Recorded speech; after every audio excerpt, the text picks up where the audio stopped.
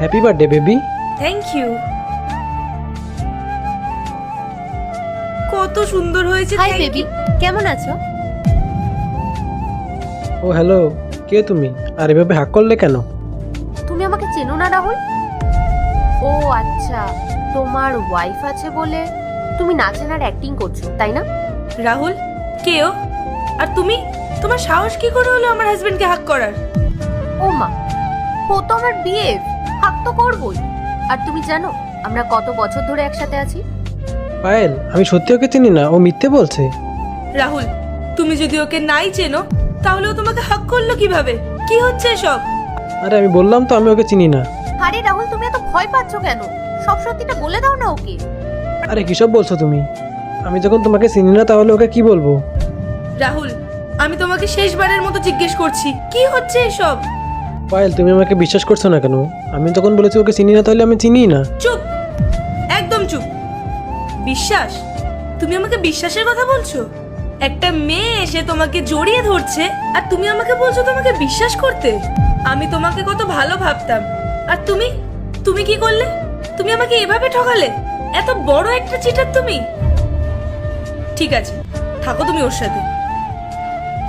আর হ্যাঁ, thank you আমাকে এত ভালো একটা বার্থডে সারপ্রাইজ দেওয়ার জন্য।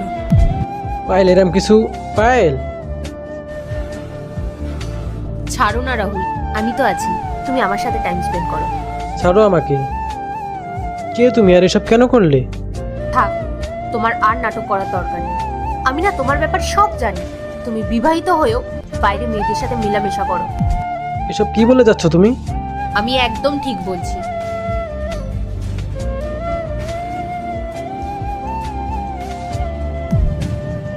মনোজ, তুমি এখানে কি করছো? কিছু না, আসলে আমি শুনলাম যে তোমার হাজবেন্ড নাকি একটা মেয়ের সাথে চক্কর চালাচ্ছে, তাই ভাবলাম তোমাকে এসে জানিয়ে দিই। নো থ্যাঙ্কস, আজকে আমি সবটা নিজের চোখে দেখে নিয়েছি। মনে হচ্ছে তোমার মুডটা আজকে ঠিক নেই। তুমি যদি চাও তাহলে আমরা আজকে একটা কোনো ক্যাফে থেকে ঘুরে আসতেই পারি। আজকে দেখবো ওকে শয়তানকে হারিয়ে মাকে জিতিয়ে দেয়। মাকে ভালোবাসলে ভিডিওতে লাইক করে চ্যানেলটি সাবস্ক্রাইব করে দিও, আর শয়তানকে ভালোবাসলে কিছুই করা লাগবে না। তার কোনো দরকার নেই, আমাকে যেতে দাও। পায়েল, আমি তোমার সিচুয়েশনটা বুঝতে পারছি। আমি জানি তুমি আজকে অনেক কষ্ট পেয়েছো। তুমি যদি চাও তাহলে আমরা আজকে মনোজ থাক, আমি বুঝতে পারছি যে তুমি কি বলতে চাইছো, কিন্তু সেটা আর কখনোই পসিবল না। আমাকে যেতে দাও, লিভ মি অ্যালোন। পায়েল, আর এবার তো তোমার ওয়াইফও জেনে গেল যে তুমি একটা চিটার। চিটার? এরপর কে হয় সেটা দেখতে চাইলে পার্ট 2 লিখে কমেন্ট করুন।